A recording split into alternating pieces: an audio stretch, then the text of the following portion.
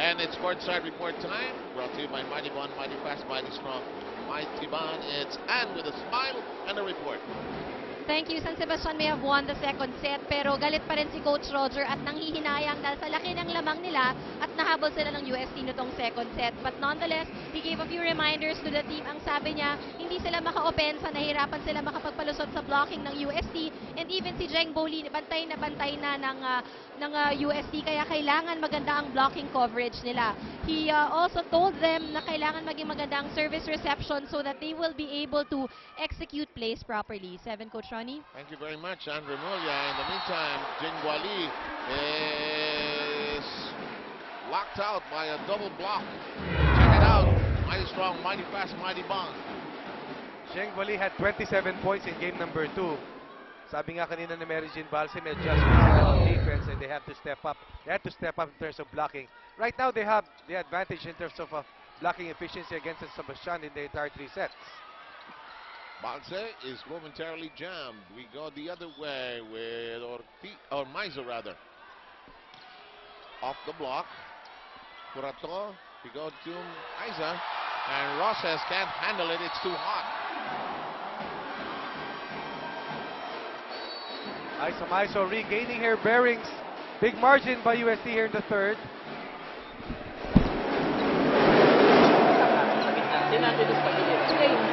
Jay, magpalit tayo ni Bonsai. O, gumit na. Ito nga, bumlakan na lang dito ha. Hayaan mo na sila doon ha. Wala masyadong threat dito sa gitna natin eh. Ay napupunta doon eh.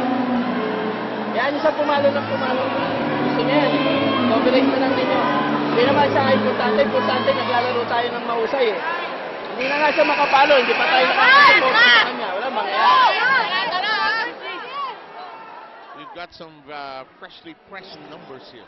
Well, we talked about looking at some very important statistical department, and definitely UST has the advantage in terms of attacks and blocks. Unforced errors, mas marami sila ng bahagya. But this has resulted into a big advantage here in set number 3 for Ste. Uy. Nose to nose. Ganun, ka-tight ang laban. At maski may poste kang ganyan, the ability of these teams to mount a comeback is something that we have seen for the entire series itong San Sebastian at UST. Yes. I'm not surprised we've done 3 games here. Cruces serve rather, and alam mo, si Ortiz gusto niya maglaro sa World Cup. Bakit? Eh, sinipa yung ball eh. Lapit na yan. Yep, indeed.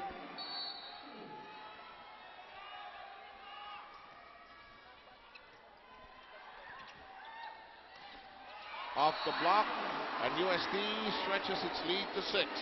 Anew. And sometimes when you're feeling fatigue, just have to trust your instinct and just dig deep in terms of psychological toughness. And Aiza Maizo, just a testament to someone who has a very strong mind, scoring the 11th point for UST. You know, as that point is scored by Mirasol. Ronnie, I know it happens in basketball. Do you think it's happening here? In the players, they're stooping down, wala silang naririnig actually. Wala na. Wala na. It's just about instinct and just trying to win every point for your squad.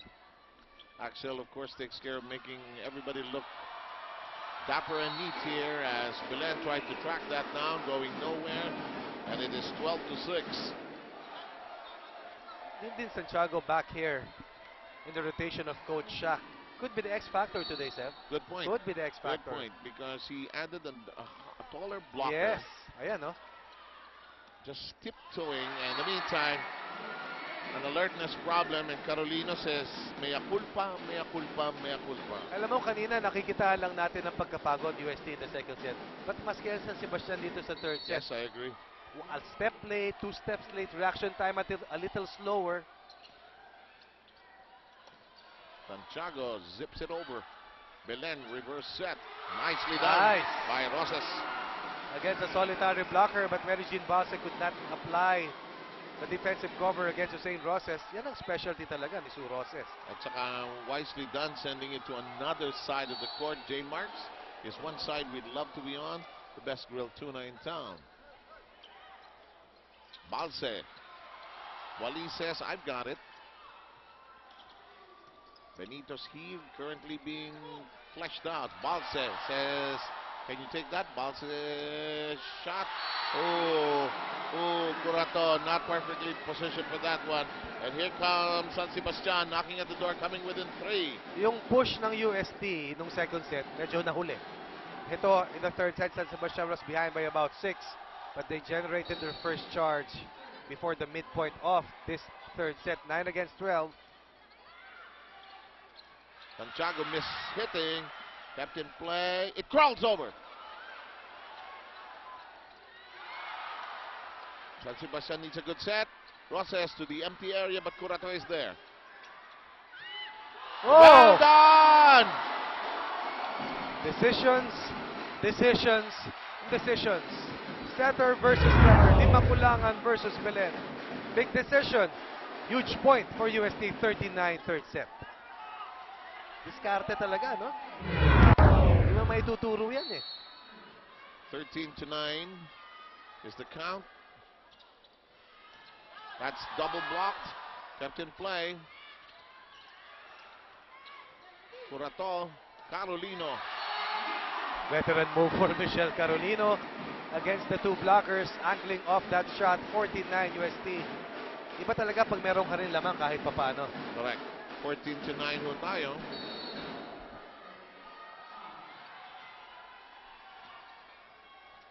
Belen.